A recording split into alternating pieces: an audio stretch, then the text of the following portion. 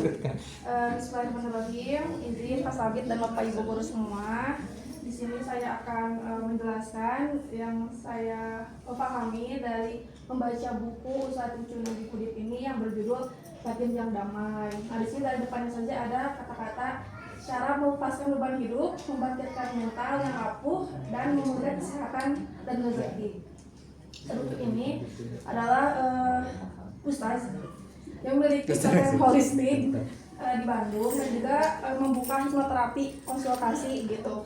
Jadi kebanyakan orang-orang yang ada masalah misalnya terus merasakan fisik dan psikisnya sakit gitu ya, biasanya berkonsultasi sama Ustadz Ucunugi Kudip ini, mendatanginya. Dan di bukunya ada nomor teleponnya bila mau menghubungi gitu. Penerbitnya Mega Rancagir Press, tahun terbitnya 2019, sudah ada ISBN-nya, halamannya 140.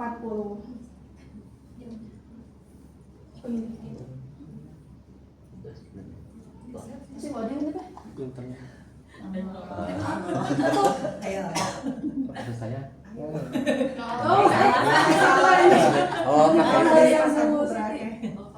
Kak, apa sih nih? Gimana sih?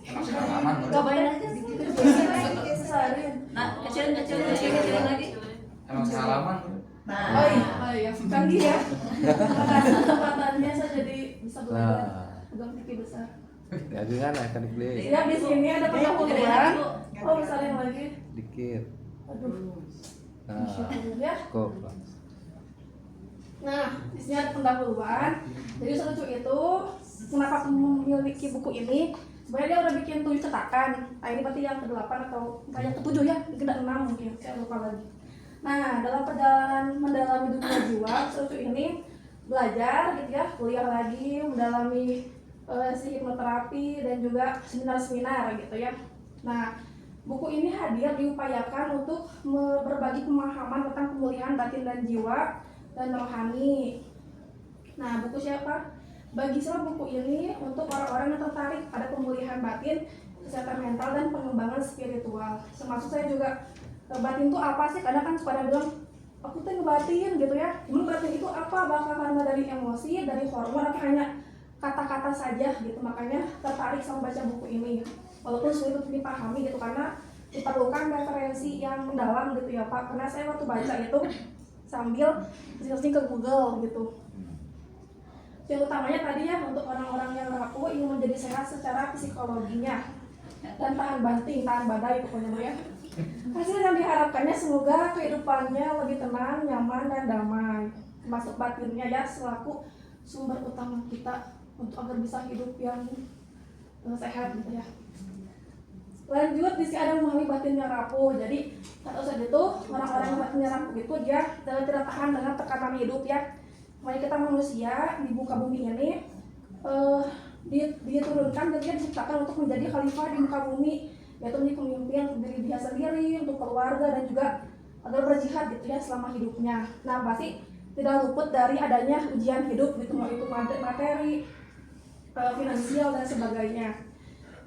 Jika seorang itu tidak tahan dengan tekanan, tidak matang, tidak dewasa dengan berbagai masalah kehidupan, dan juga bingung untuk berkembang gitu ya, jadi nggak perlu mau menyelesaikan masalahnya, makanya wajib baca buku ini kata ustaznya.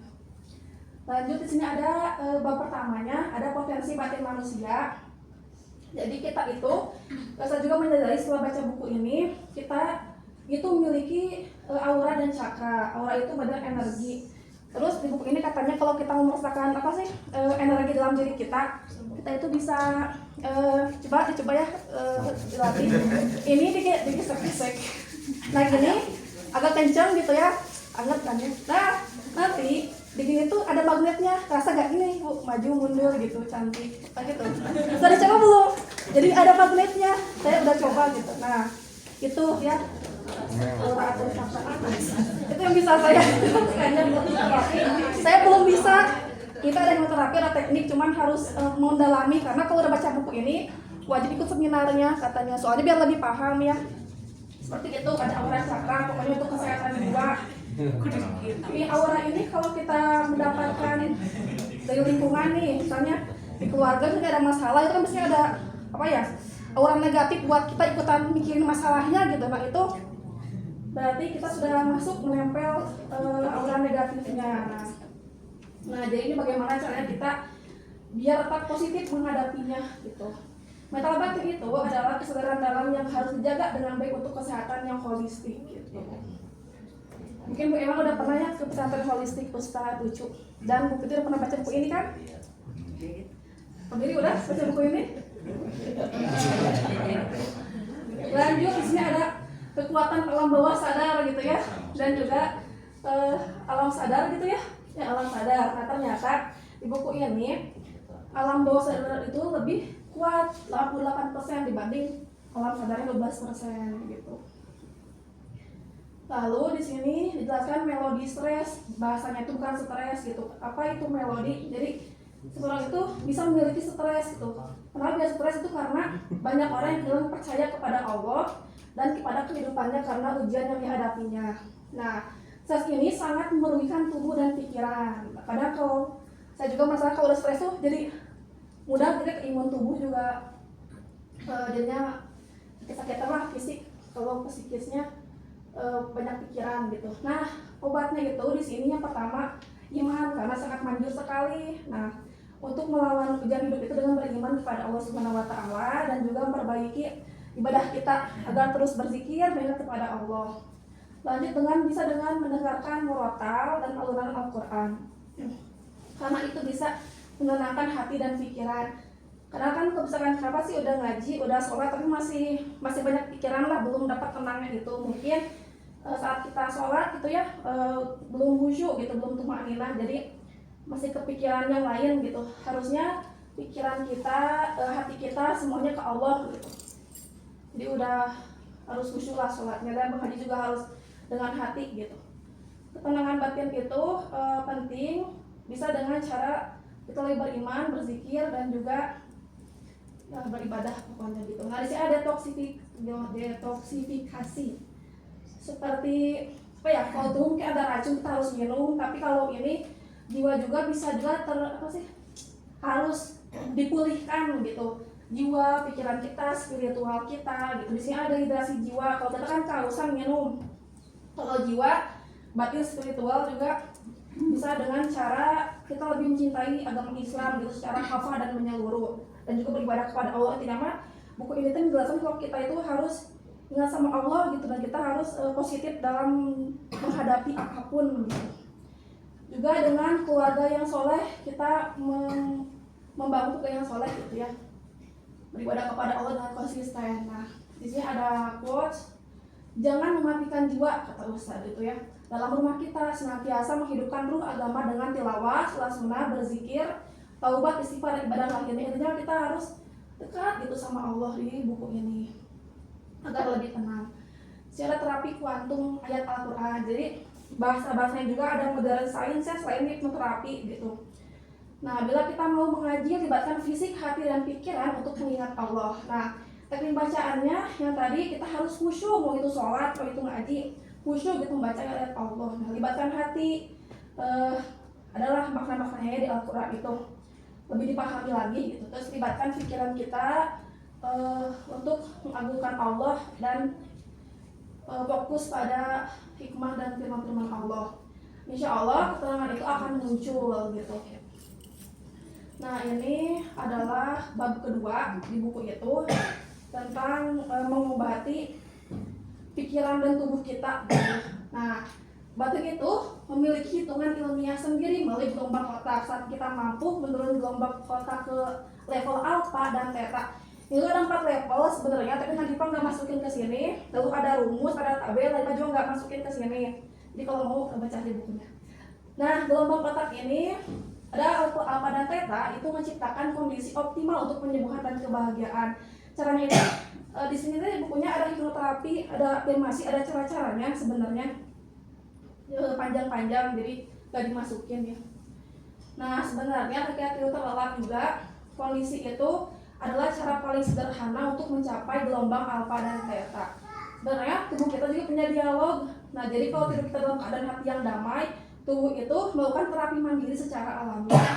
Di posisi tidur juga dijelaskan di sini mau miring kemana gitu, itu mencerminkan kepribadian dan kondisi batin seseorang. Jadi ada caranya gitu. Nah, di sini manusia adalah magnet tadi ya. Nah, jadi kita kembali lagi kita harus lebih bersyukur, lebih ikhlas gitu dalam menjalani hidup ini karena itu mempengaruhi sel-sel darah kita gitu ya agar menjadi lebih sehat. Ya, ada kuantum syukur. Dengan bersyukur kita akan lebih memiliki energi positif gitu. Dengan bersyukur kita bisa mengubah sel darah menjadi lebih sehat. Jadi karena kalau kita rungsing berarti itu sel darah kita bisa naik turun, bisa apa ya, gundah gitu ya. Lalu ada organ sehat, ini ketenangan menjaga organ tubuh fungsi optimal dan tidak cepat sakit. Nah, lalu ada pikiran yang positif, itu bisa membuat struktur sel darah meningkat ke kesehatan. Batin yang damai ini adalah kondisi kesehatan, fondasi kesehatan fisik yang kuat. Ada quotes, jiwa yang tenang dan damai akan melahirkan tubuh yang kuat dan sehat. Sebaliknya, di dalam jiwa yang rusak akan melahirkan tubuh yang lemah dan sakit. Jadi sebaik mungkin kita harus menjaga jiwa raga kita. Nah, ini masuk ke bab 3. Tawakal otak kanan dan kuantum terapi. Di sini saya kurang banyak ngerti ya sama istilah-istilah ini yang menurut saya berat, harus ditambahkan dengan referensi yang lain gitu. Mendalam banget buku ini teh gitu. Nah, di sini masuk ke perjalanan menuju pemulihan batin, kesehatan, keseimbangan spiritual. Tapi di sini sebenarnya banyaknya rumus ini nggak dimasukin melalui tawakal otak kanan. Nah, buku ini mengungkapkan keberhasilan seorang dalam mencapai tujuan hidup tidak bisa dipisahkan dari 5 pilar fundamental yang saling berkaitan erat. Transformasi diri dan pencapaian potensi maksimal dalam kehidupan. Nah, 5 pilarnya saya rangkum. Ada keyakinan, sikap, mindset, cara berpikir kita, kebiasaan kita, dan tindakan kita gitu. Nanti dibaca lagi aja di Google Drive-nya.